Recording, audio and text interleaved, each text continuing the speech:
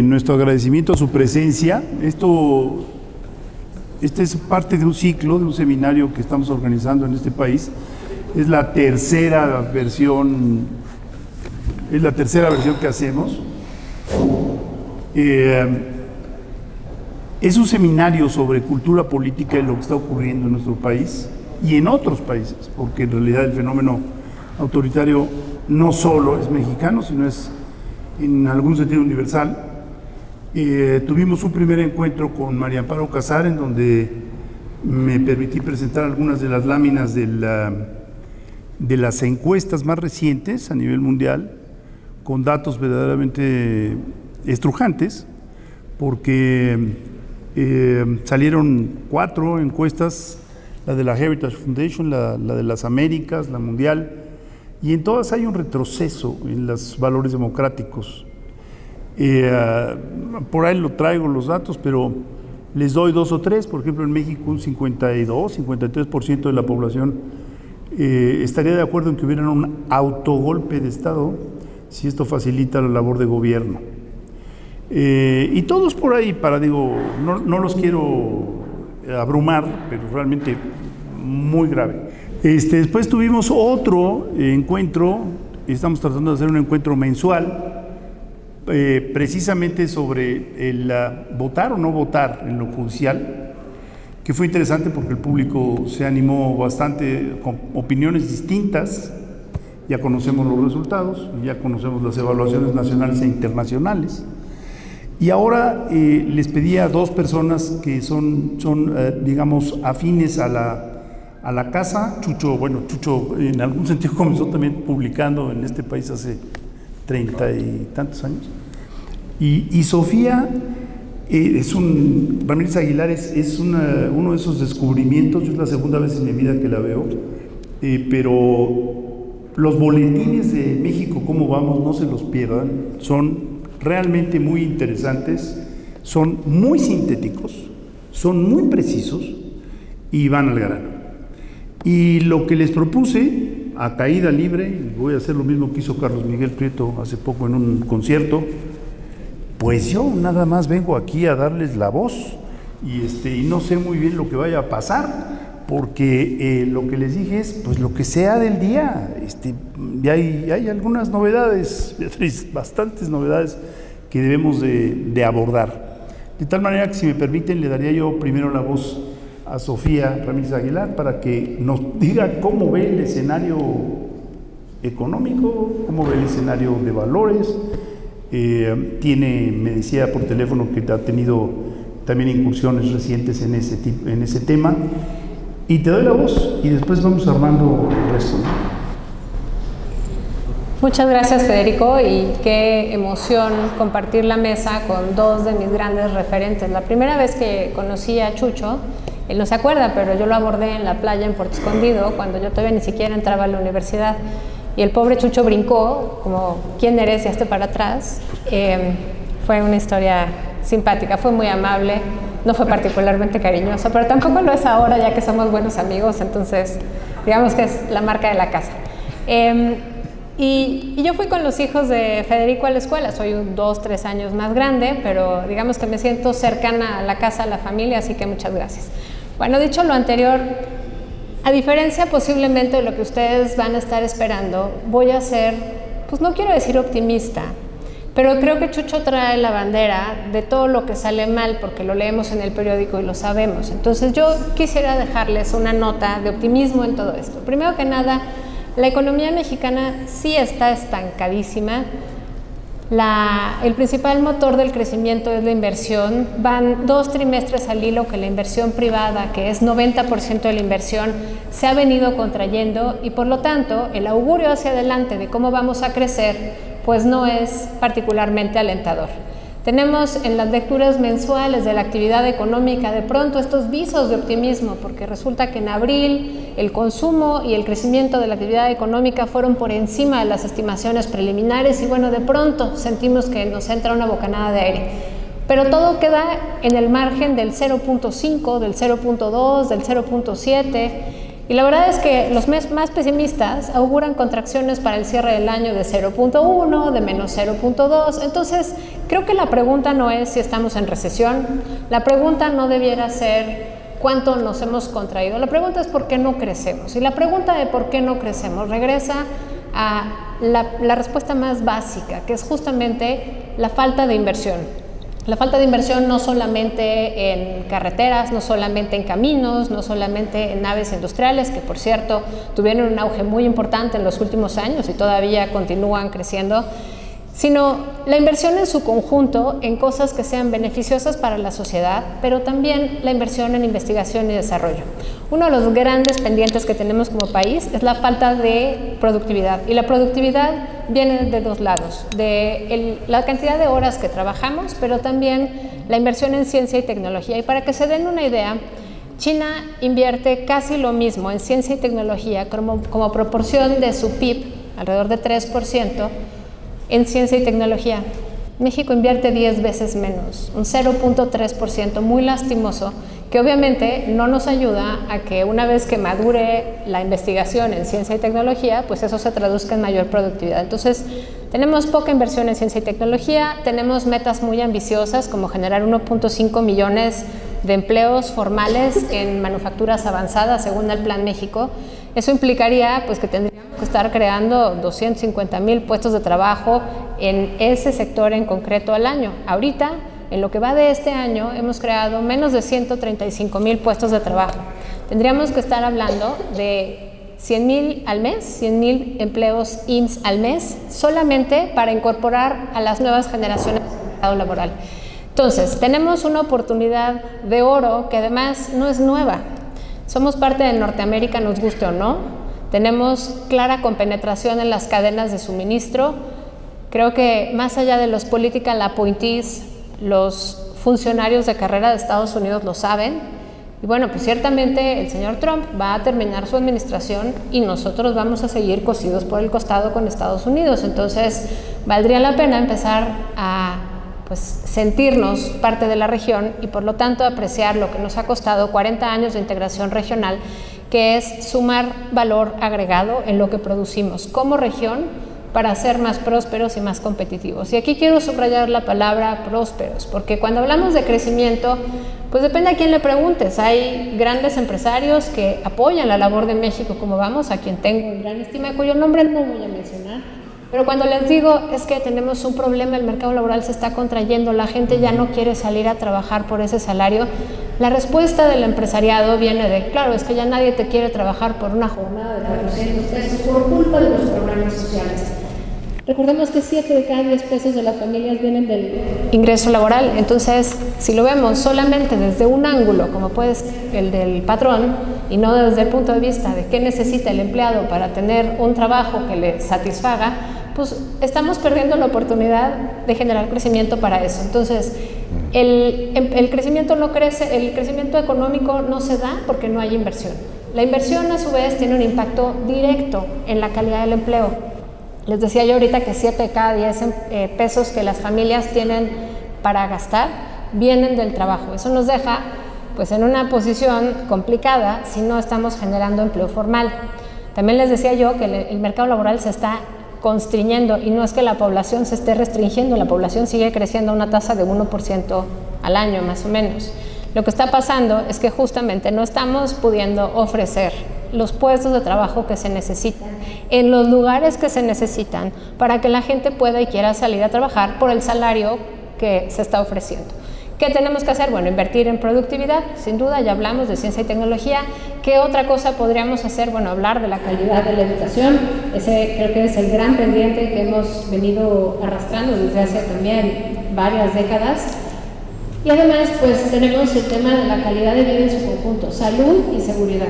Salud, tenemos un rezago que vimos cómo se exacerbó no solo por la pandemia, sino por el cambio en los sistemas de atención a la salud pública, porque la salud en México se otorga universalmente solamente si tienes un empleo formal, y el resto de los servicios, pues, dependiendo de la administración, sube o baja la calidad, la cobertura y demás. Y realmente lo que tenemos de frente es un auge de un mercado de provisión de servicios de salud que se otorga a través de las farmacias o a través de los consultorios adyacentes a la farmacia, que no salva necesariamente vidas, te da un servicio de primer nivel que es, pues, asequible para la gente y que le da una cierta sensación de satisfacción. Y ahorita que hablaba Federico justamente del cambio de actitud respecto a muchas cosas, hace un par de semanas Banamex presentó, bueno, no me acuerdo qué número de estudio es, pero ya ha habido por lo menos 5 antes, estudio de la evolución cultural en 1982-2023. Yo nací en 1980, prácticamente el estudio abarcó toda mi vida. Y me fue súper interesante viendo cómo, dependiendo de la generación, había distintos valores. Sin embargo, algo que prevalecía era uno, la desconfianza. Somos una sociedad muy familiar.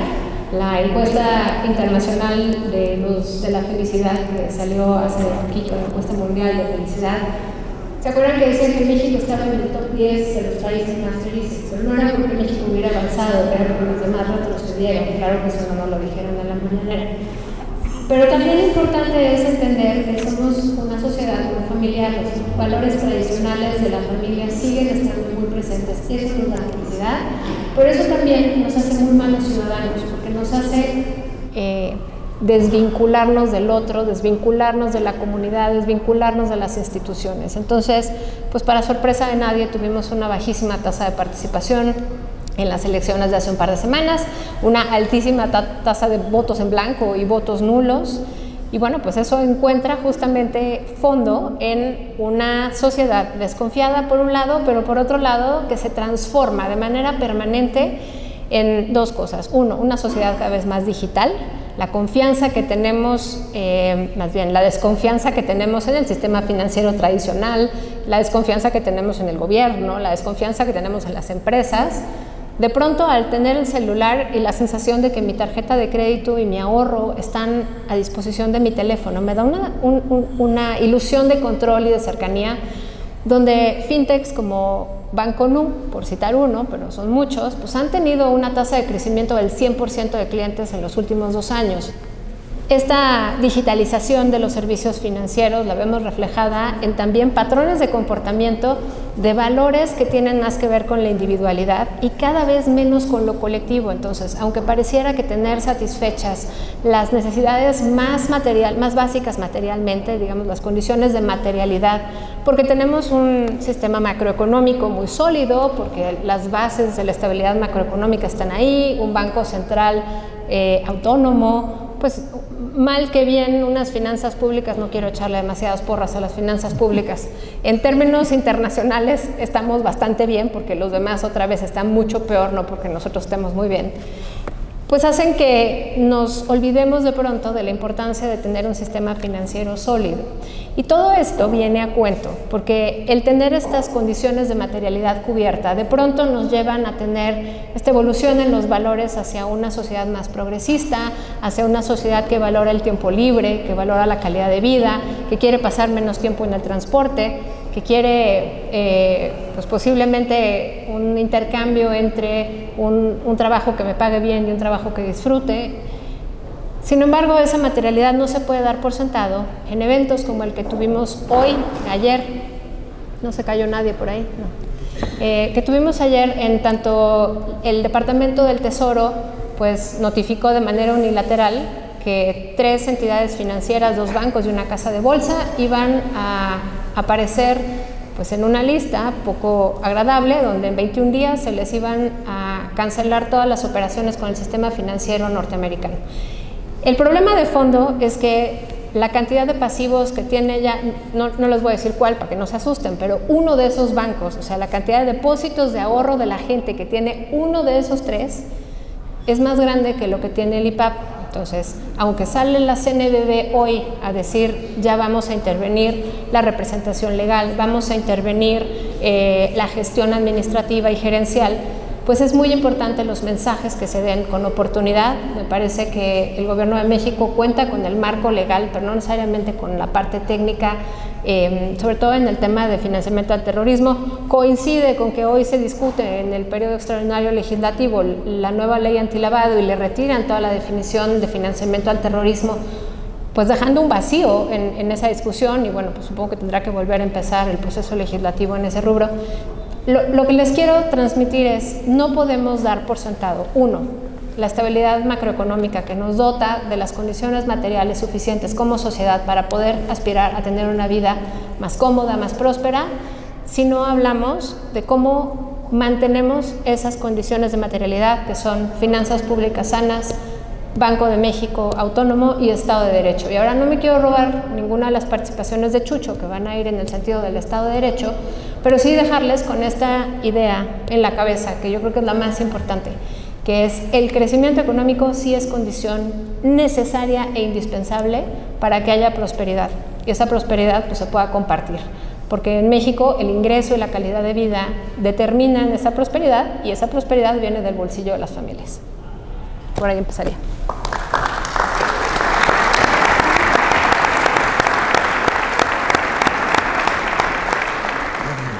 A mí, con el ánimo de provocarte, darte tiempo ahí para reflexionar, justamente ayer platicábamos sobre los programas sociales, ¿no? Y entonces decían, bueno, había la mitad de la mesa decía, los programas sociales están garantizados y no nos pueden salir con que los van a quitar. Perfecto, muy bien, están garantizados constitucionalmente y hay que normalizarlo, hay que decir, perdón, pero esto ya es parte de tu vida. ¿Pero les va a alcanzar el dinero? Ay, Dios. Entonces, el asunto, digo, porque había quien decía, no, hombre, sí, va a alcanzar el dinero. Bueno, es que lo de las pensiones a los maestros son 39,000 millones, ¿no? Entonces, pues sí, están recaudando más en la parte, en los grandes causantes, pero los impuestos generales no están creciendo porque la economía no está creciendo, le hace ISR, le hace IVA. ¿Y hasta dónde, si vamos a tener un crecimiento del 0.1, en el mejor de los casos, va a ser viable sostener estos programas sin incurrir o en deuda o en salidas que, por desgracia, ya conocemos en este país? Quiero decirles que estas mesas lo que pretenden es también rescatar el valor del debate, de la palabra. Creo que hemos perdido esa calidad en el debate. Si ustedes escuchan los debates radiofónicos, a veces ni se entienden. Es terrible porque no llegamos a las ideas, nos quedamos en los descalificativos, en las groserías. Hemos perdido, diría yo, vean ustedes los debates en el legislativo, hemos perdido calidad en el debate y respeto al otro. Y una cuestión que me preocupa, porque lo hemos venido en la mesa, en el Consejo, lo hemos venido platicando, es que había un intangible del cual más bien no hablábamos, que es la movilidad social. Y ahorita que mencionaste lo de Banamex, en el 2010 nos pidió Banamex que hiciéramos un estudio. Y recuerdo muy bien que ellos querían que hiciéramos un estudio sobre cuáles eran los héroes mexicanos más famosos, más populares, ¿no? Que si Pancho Villa o Zapata y demás. Y entonces logramos convencerlos, porque la verdad es que Banamex ha estado muy cerca de este país, o este país de Banamex. Enrique Alducin fue miembro del Consejo durante muchos años, y ahora es como invitado permanente, ¿no? Y él fue el que echó a andar todo lo de los valores en México hace muchísimos años. Y entonces decíamos, había un intangible interesante que era la movilidad social. Y esa movilidad social quería decir que tú tenías expectativas positivas hacia un futuro. Y preguntamos, esto fue justo después de la crisis, no era un buen momento. ¿Usted cree que vive mejor que sus abuelos? No traigo las cifras exactas, pero algo así como 95%, sí. ¿Está usted convencido de que vive mejor que sus padres? 90%, sí. ¿Usted cree que sus hijos van a vivir mejor que usted? Y nos volvía a salir una cifra altísima.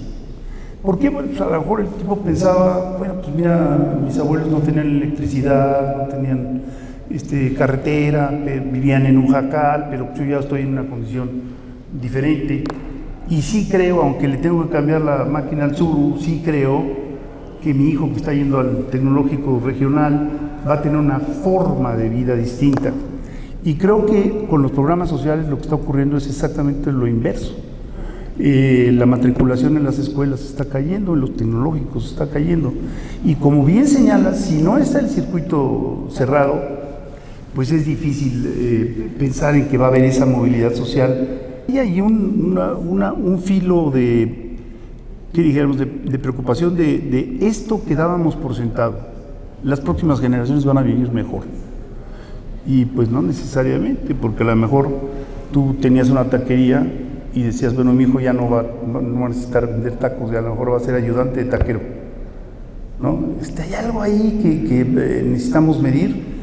Le paso la palabra a Chucho y regresamos, ¿no? ¿Te parece, Chucho?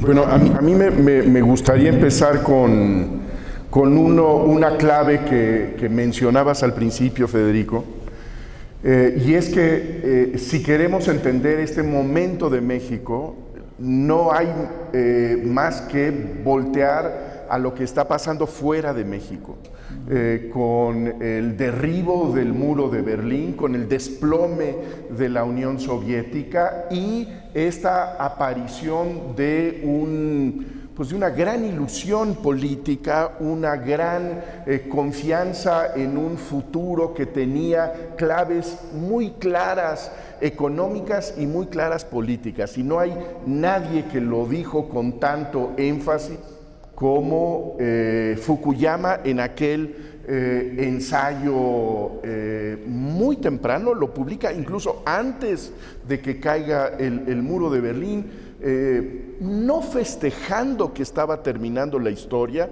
porque sí advertía que el fin de la polaridad ideológica, geopolítica, iba seguramente a generar problemas muy severos hacia adelante, pero fue el arranque de una etapa en donde las coordenadas eran muy claras y en donde México se inserta con gran naturalidad en el momento en que está trotando hacia la democratización, hacia el pluralismo.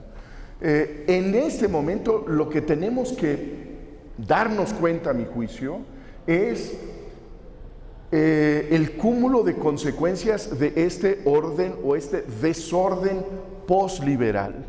Estamos viviendo en un mundo en donde esas referencias han dejado de ser relevantes. Lo que pasó la semana pasada en Irán es muy elocuente, y no porque haya sido extraordinaria la intervención militar del imperio americano en donde pone el blanco, sino por el modo de la intervención militar, en donde no hay ninguna pretensión de darle un barniz de legalidad internacional, en donde no hay absolutamente ningún esfuerzo de ir en busca de alianzas políticas, y en donde no hay ni siquiera desde la unilateralidad norteamericana un trabajo profesional en la burocracia diplomática de los Estados Unidos. Esta decisión militar fue la decisión de un señor que no consultó con su secretario de la Defensa, que no tuvo alrededor ninguna junta de expertos en el Medio Oriente que pudieran anticipar qué significa esto, qué consecuencias tiene. Es la decisión de una persona.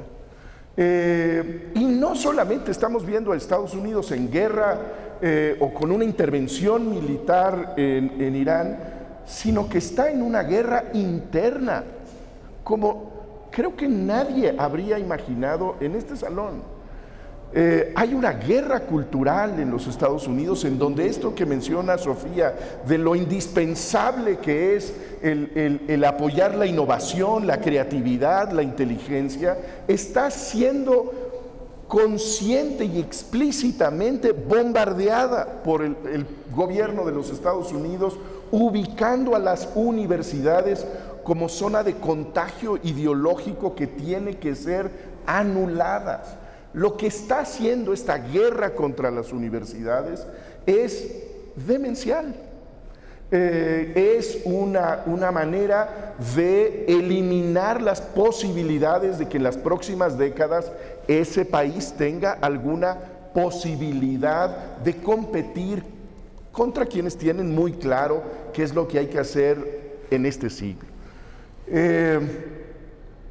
Lo que está pasando en México políticamente es muy contemporáneo. En el primer intento de Andrés Manuel López Obrador de llegar a la presidencia, podríamos haber dicho, este es un discurso nostálgico, las referencias de Andrés Manuel López Obrador son el pasado, tiene ganas de restablecer un orden que ya no funciona en el mundo globalizado.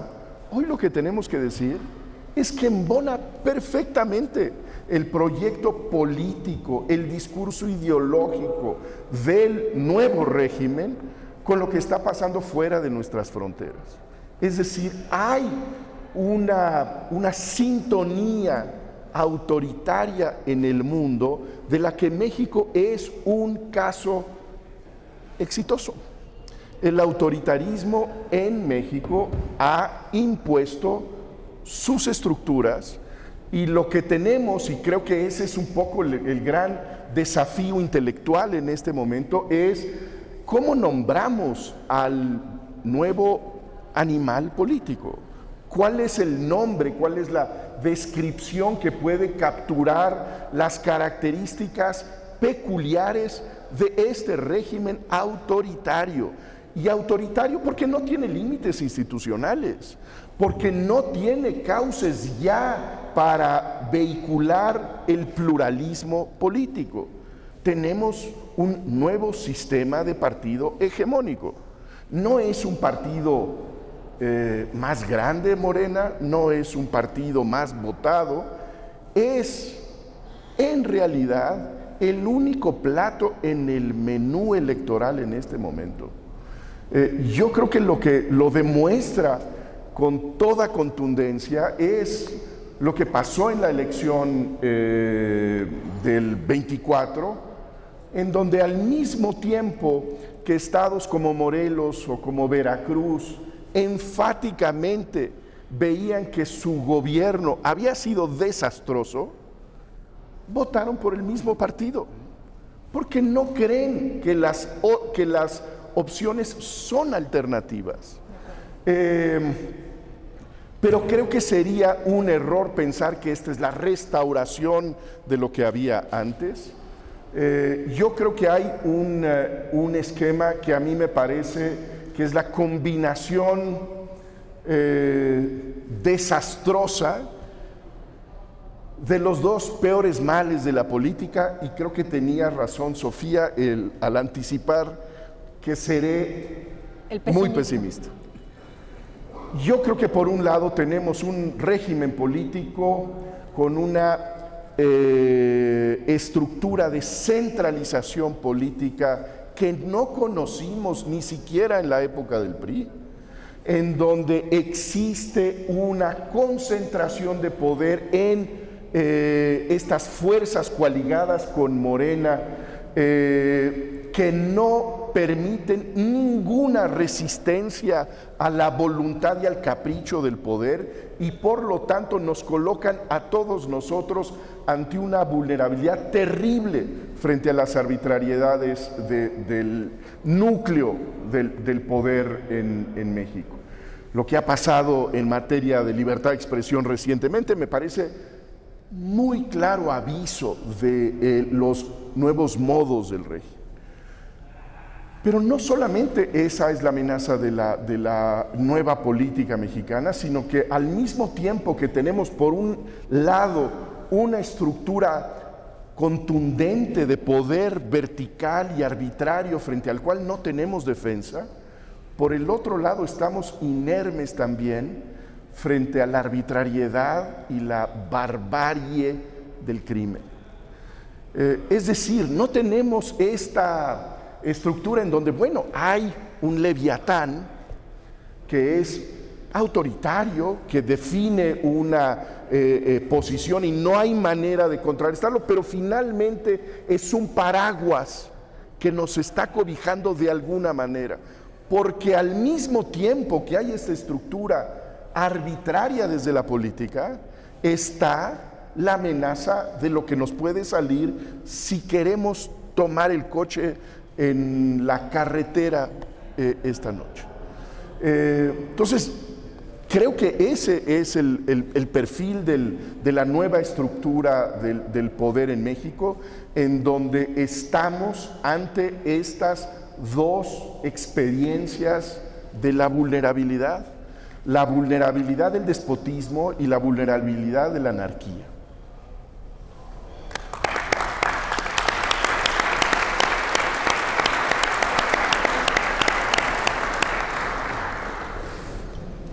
A ver, aquí en el salón hay varias personas que han participado en la diplomacia. Y yo creo que lo que señalabas, Jesús, de esta pérdida del mecanismo de intermediación diplomática, es una de las grandes pérdidas en el mundo. O sea, cuando ve uno las declaraciones del presidente Trump diciendo anteayer, estos países, mala palabra, que no saben lo que están haciendo, se queda uno realmente preocupado, porque es el presidente de la primera potencia económica del globo. Hay desprecio por la diplomacia brutal, ya lo habíamos visto, ¿se acuerdan de aquella escena en donde pasa junto a la canciller Merkel en su primer periodo y simplemente no la saluda? O sea, pasa de frente o la escena con Zelensky, ¿no? En donde, bueno, lo maltrata, y por más que después hayan tratado de reparar, el hecho es que el imperio regañó públicamente humilló, ¿no? O la secretaria de Seguridad Interna de Estados Unidos hablando de México hace 15 días, ¿no? En términos que dice uno, bueno, es que así va a ser muy difícil restablecer una relación, no digo cordial, pero funcional por lo menos. Y así podremos seguir, o sea, y ahora somos adversarios, según la fiscal de Estados Unidos. Se ha perdido la diplomacia, y la diplomacia era una construcción cultural que venía, pues digamos, básicamente en la segunda mitad del siglo XX, básicamente a partir de Naciones Unidas. No que no hubiera habido un Clemenceau, por supuesto, pero institucionalmente hablando, de haber logrado que 193 países conformaran la comunidad internacional, era un logro para la humanidad enorme. Y lo estamos viendo que se destruye sin que haya demasiadas protestas, por cierto. Quizá la voz más fuerte había sido la de von der Leyen, que dijo sobre México, por cierto, bueno, todos los países tienen derecho a cambiar su sistema judicial, pero en un mundo global ese sistema judicial debe de ser independiente, debe de ser profesional, debe de ser, ¿no? Entonces, bueno, justamente lo que no estábamos viendo. Hay un video que ahora están reproduciendo de Fareed Zakaria, buenísimo, en donde dice, bueno, es que, perdón, México vota hoy, o sea, esto fue el día de la elección, dice, vota hoy por la destrucción de su poder judicial, ¿no? Es el único país que está haciendo esto, es comparable, pero mucho mayor el impacto que tuvo que lo que hizo Erdogan, lo que está intentando Netanyahu con la corte, y puro dictador, ¿no? Entonces, es importante, dice al final del video, es importante registrar que México ya está en esa liga, por decirlo de manera muy simplificada. Y después hay algo que a mí me sorprende, ya que tocaste lo de las universidades, el desprecio por la ciencia. Hace poco hubo una reunión en México de una sociedad liberal, me invitaron allá a una mesa y estuve platicando con una profesora de Estados Unidos, no recuerdo muy bien, creo que de la Universidad de Carolina del Norte, si no me acuerdo, y una mujer mayor me dijo, sí, yo estoy enferma, tengo problemas de visión. Cuando pasó al público, la señora dijo, yo padezco de mácula. Las universidades que estaban investigando la mácula les han cortado el presupuesto, por lo tanto yo me voy a quedar ciego. Ese es el impacto, ¿no? Salirte de la UNESCO, salirte de la OMS. O sea, perdón, la OMS, conocemos a una persona, ¿no? Que estaba trabajando un testigo cercano, estaba trabajando precisamente para programas, entre otros, para evitar que los niños hereden el VIH, ¿no? Y los cortaron y tal. O sea, esos niños están siendo condenados a muerte. A muerte. Como aquí, durante 3 años, cortaron la importación de los implantes cocleares, lo cual nos garantiza que va a haber 3 generaciones de niños que hubieran podido ser sordos pero no mudos, y gracias a la medida de COFEPRIS van a ser sordomudos porque no desarrollaron el registro auditivo en los primeros 2 años. Hay algo ahí de deshumanización brutal que me parece muy, muy peligroso. Y después, y lo lanzo abiertamente, cuando nació este país, nació para medir, ¿no? Para ponerle cifras a las cosas, y pues de alguna manera habíamos por sentado que eso se había normalizado. Se crearon instituciones como el Coneval, ¿no? Que permitía que con base estadística sólida pudiéramos saber si había habido beneficios y si los programas sociales estaban cumpliendo con la función para la cual habían sido asignados. Y pues ya no existe el Coneval.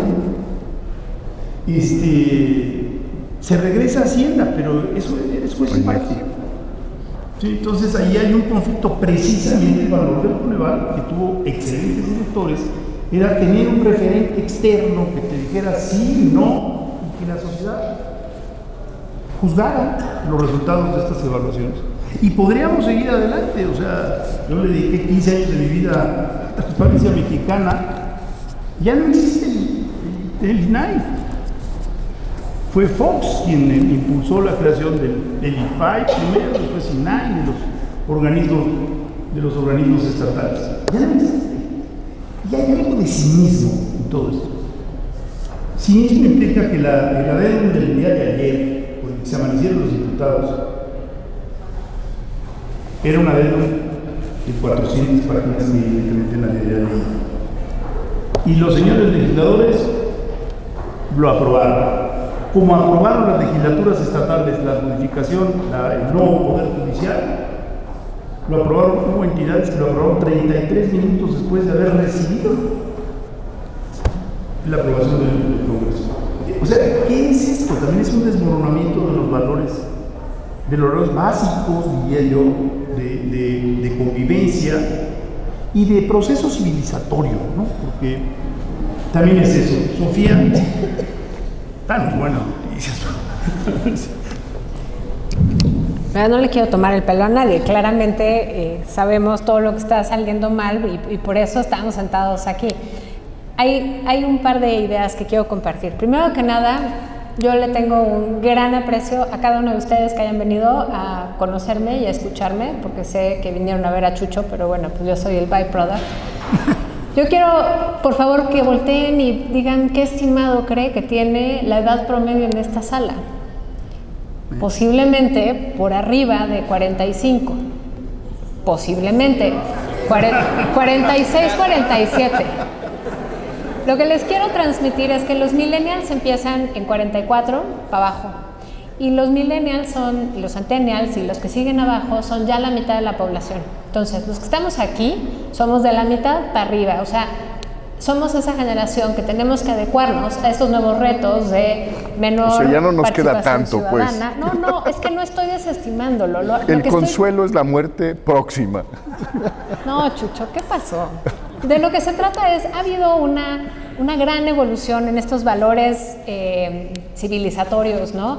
Que de pronto volteamos con añoranza a ver a Fukuyama y dices, ay, pues no sé, que ya era el fin de la historia, ¿qué pasó? Pues no, esto es cíclico, pero también avanza, o sea, es como el universo, ¿no? No es que los planetas orbiten alrededor del Sol y ya, van alrededor del Sol, que va alrededor de otra cosa, que va a cientos de miles de kilómetros, entonces realmente todo se mueve muy rápido. Dicho lo anterior, yo quisiera también transmitirles que parte del tema de la evolución de los valores son sumamente contradictorios, porque no somos una sociedad así como todos pensamos igual.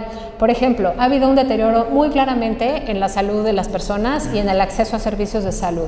En eso creo que estamos de acuerdo todos, jóvenes, mayores, niños, todos.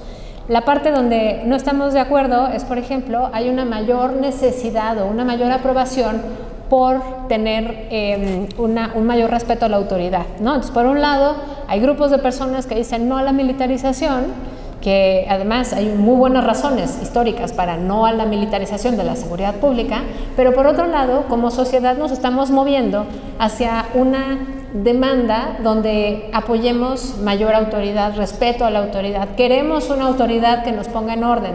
Entonces, todo esto no son mis números, son los de Alejandro Moreno en este estudio de los valores culturales.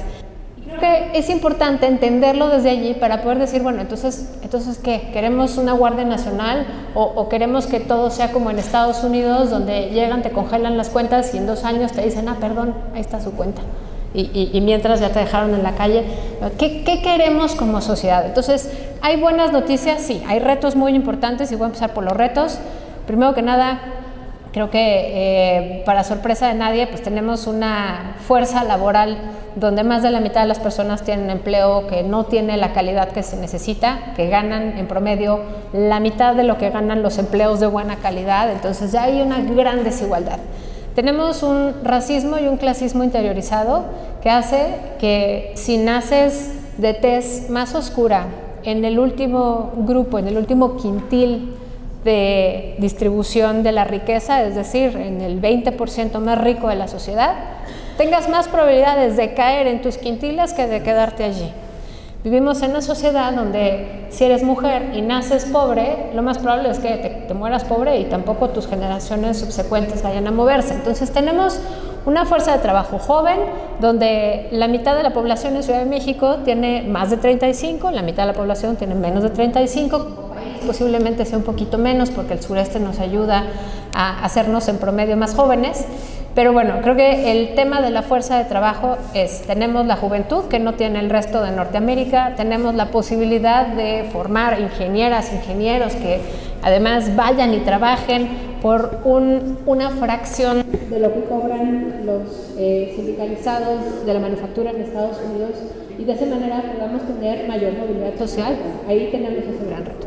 Tenemos un entorno de inversión fatal, la incertidumbre nos está carcomiendo una y otra oportunidad, incertidumbre interna, por supuesto, por la falta de procuración de justicia de un sistema judicial que ya, pues por lo pronto no sabemos cómo va a funcionar. No tenemos entes reguladores, tenemos decisiones que se toman al vapor del enojo, el INE osa no reconocer la elección judicial y desde la tribuna presidencial dicen, ahora sí vamos a cumplir con el compromiso número 10 de los 100 que había puesto Claudia Sheinbaum, vamos a hacer una reforma electoral, pero más en un tono de amenaza que de construcción, no de vamos a utilizar la tecnología y hacerlo más eficiente, sino vamos a hacer que estos que ya no quieren hacer lo que yo quiero, pues se vayan.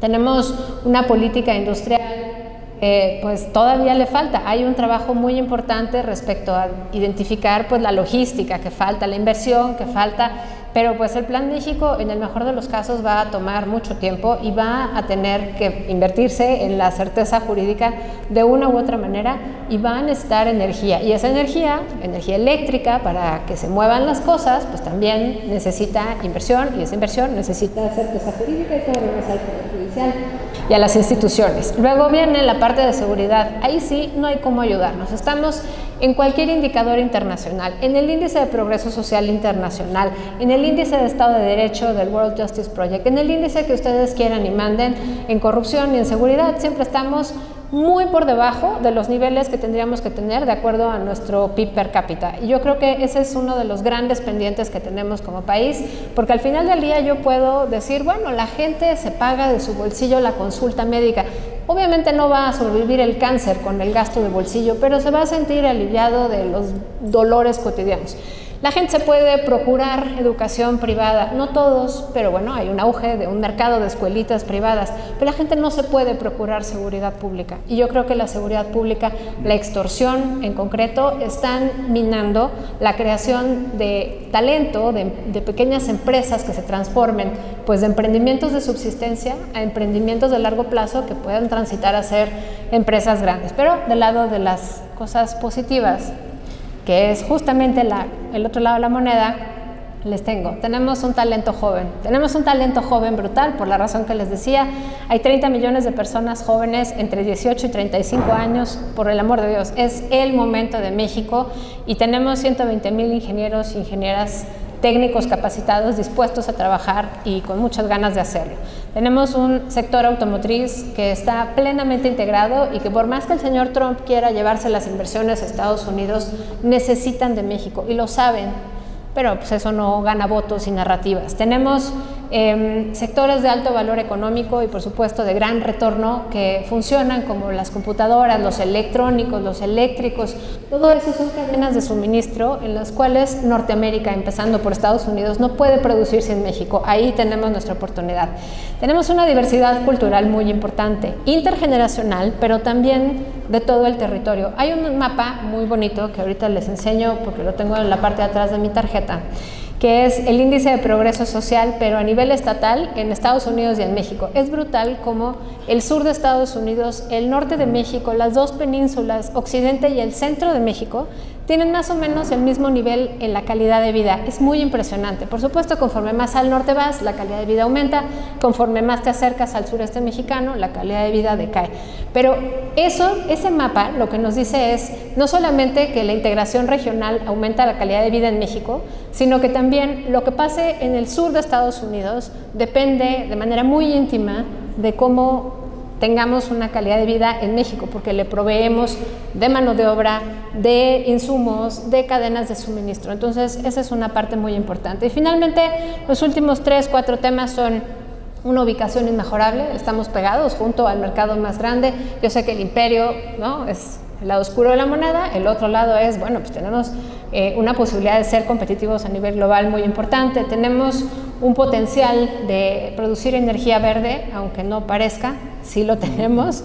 Y tenemos infraestructura importante, bueno, esa no está tan bueno, pero tenemos un consumo interno que incluso hasta la Secretaría de Hacienda, digamos, cacarea. La Secretaría de Hacienda dice el crecimiento viene del consumo. Ciertamente para que haya consumo necesitas que haya gente que gane bien, y para que gane bien necesitas que tenga empleo formal, y para que haya empleo formal necesitas inversión.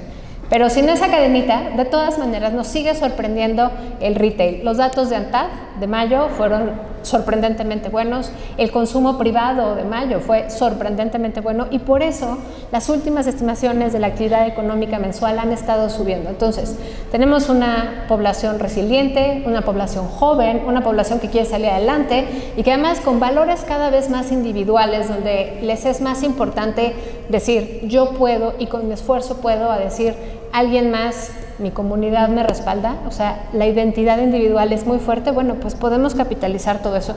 Yo creo que hay desafíos que van más allá de todo esto. Claramente el talante autoritario de pronto puede ser exactamente lo contrario a lo que se supone que queremos. La libertad de expresión es algo que valoramos muchísimo. Nos explica entonces por qué pues de pronto los gobernadores están justo yendo en sentido contrario. Y simplemente para cerrar la intervención, hay un rubro que a mí en lo personal me parece particularmente desastroso, y es jugar la carta de género para limitar libertades y para justificar autoritarismo. Si algo hemos aprendido en los feminismos de los últimos 80 años en México es que la acción afirmativa para que más mujeres tengan la cancha pareja, para que seamos de los países más paritarios en representación política, en posiciones de cargos populares y demás, bueno, no vale decir es que le dijeron gorda y fea a una gobernadora y por eso vamos a justificar un acto de censura, porque eso es todo lo contrario al espíritu de la acción afirmativa que empareja el piso. Y bueno, también porque hay una sentencia de la Corte, de nuestra Corte y de la Corte Interamericana, hay varias, donde dice, bueno, pues si eres una persona políticamente expuesta, tienes que estar dispuesta a que te critiquen bastante más. No estoy justificando el patriarcado, estoy simplemente diciendo que no se vale usar la carta de género para justificar un entorno autoritario.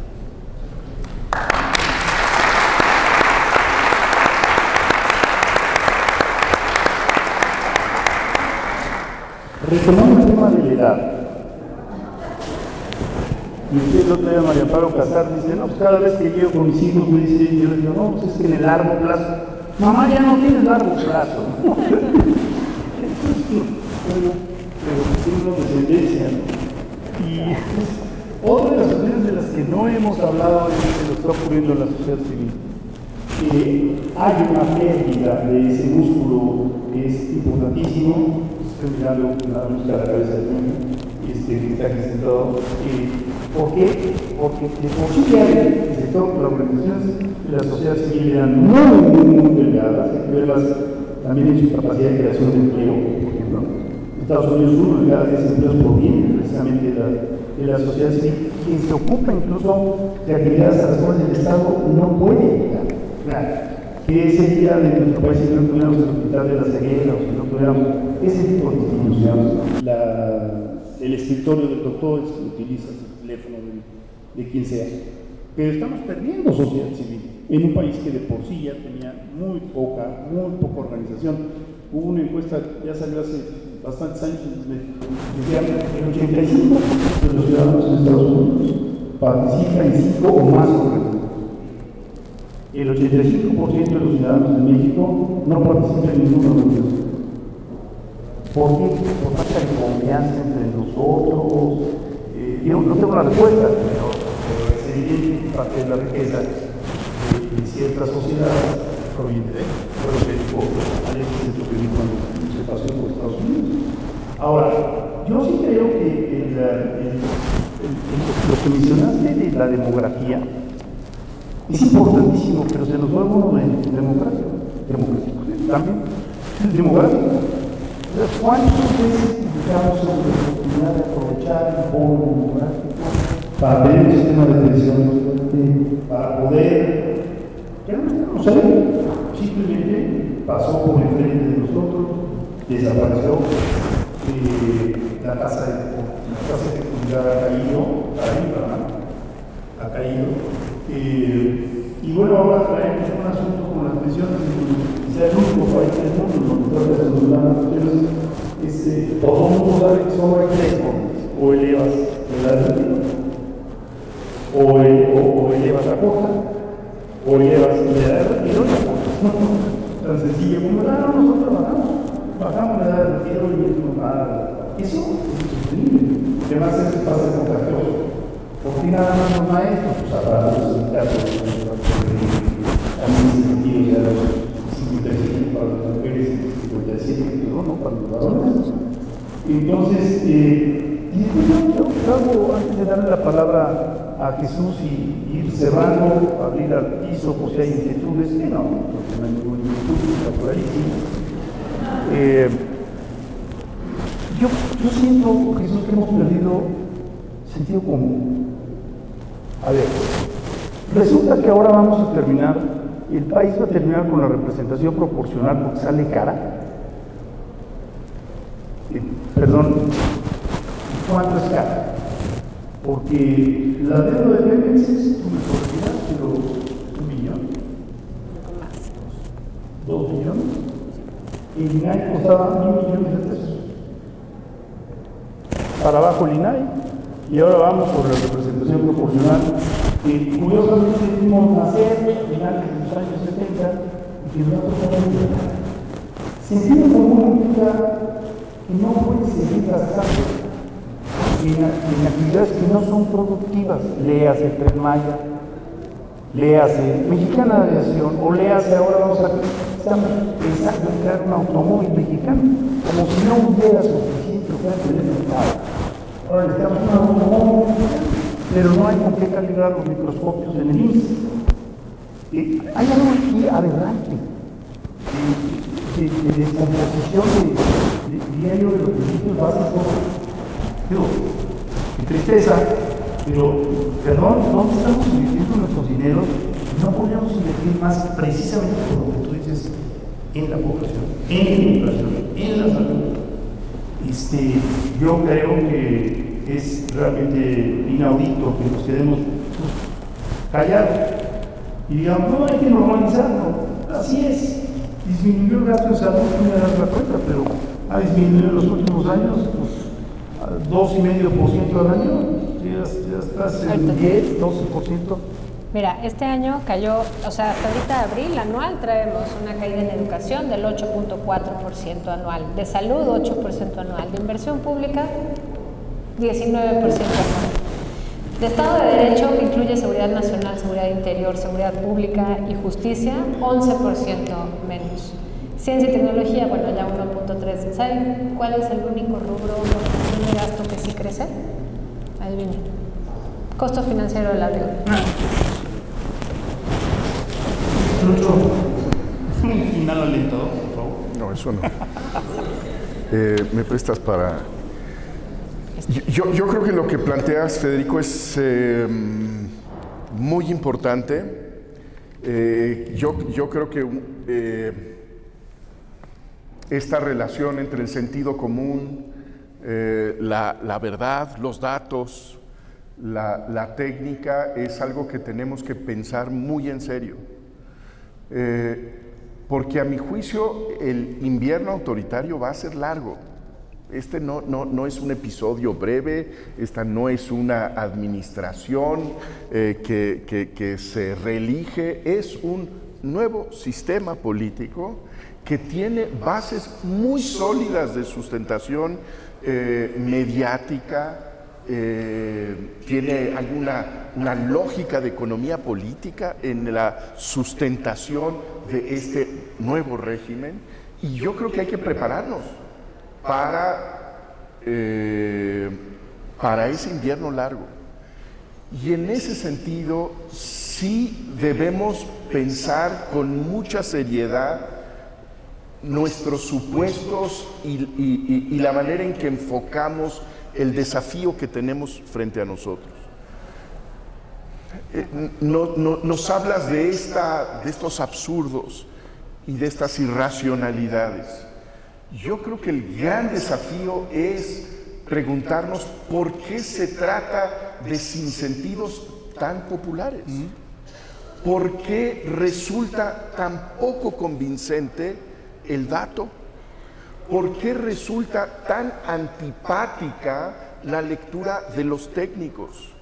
¿Por qué no hay un vínculo de confianza en estas estructuras en las que apostamos tanto, de estas estructuras constitucionales autónomas que había que guarecer de las influencias de los partidos, de los cálculos de corto plazo, y que tenían que estar un poco por ahí flotando para que nos orientaran? Sí hay un trabajo que hacer para vincular esta noción que estamos compartiendo de verdad con la experiencia colectiva.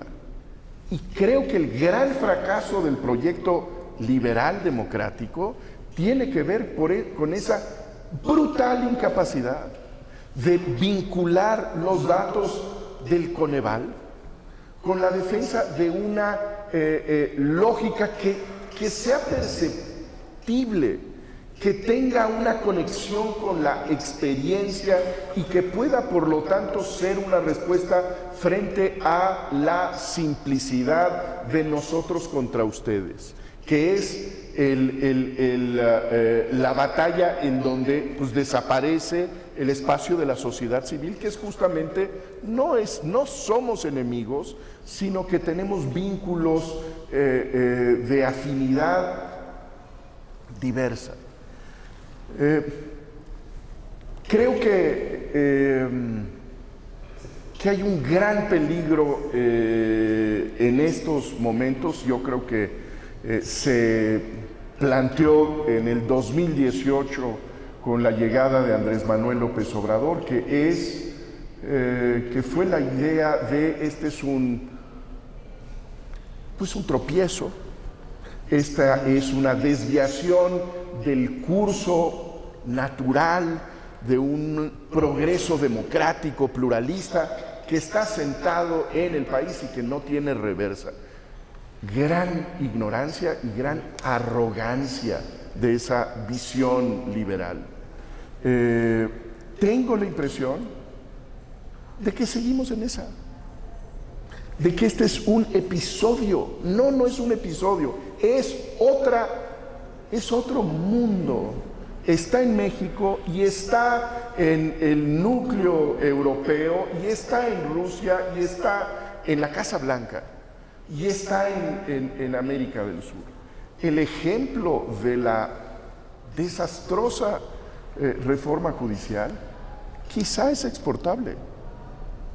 Tan trágico es el escenario mundial que tenemos enfrente, porque ahí hay una lección fantástica para darle un sentido de subordinación a la estructura judicial con el barniz de la popularidad.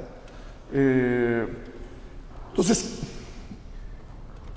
esta idea, Federico, de en nosotros está la razón y del otro lado está la demencia, el sinsentido, la locura, es algo que creo que no nos ayuda a entender lo que está pasando en la fuerza y la popularidad innegable de un nuevo sistema político con muy sólida legitimidad popular y que a partir de esa respaldo pues está siguiendo el instructivo que se ha seguido en muchos momentos de la historia, que es desmontar los contrapesos, las restricciones para que de ese respaldo pues haya un régimen autoritario y popular.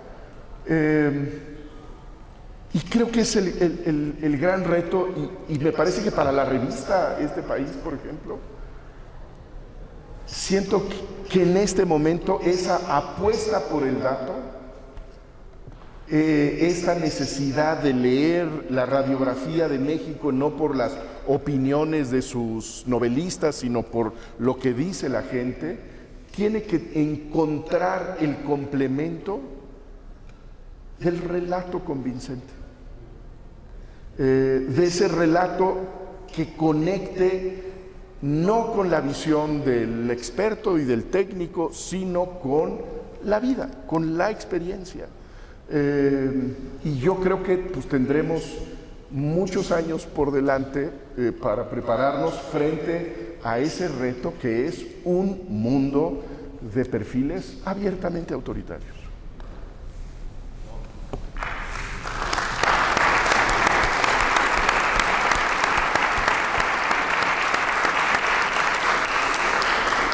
Bueno, hemos tenido yo creo que una espléndida mesa. Los panelistas estarán aquí en el salón. Sugiero que antes que hacerles preguntas concretas desde el piso, se las hagamos en directo, ya no tenemos esa oportunidad, y dado que es un grupo reducido, entonces yo los invitaría a que 1 hora 20 minutos es suficiente para tratar los temas que no tienen solución en una mesa. Y al contrario, los invito a que convivamos un poco y platiquemos sobre estas cuestiones que buena falta nos hace, porque la palabra cura, ¿no? Y desahogarnos también ayuda. Mil gracias por su asistencia y los invitamos a un pequeño hotel. Gracias.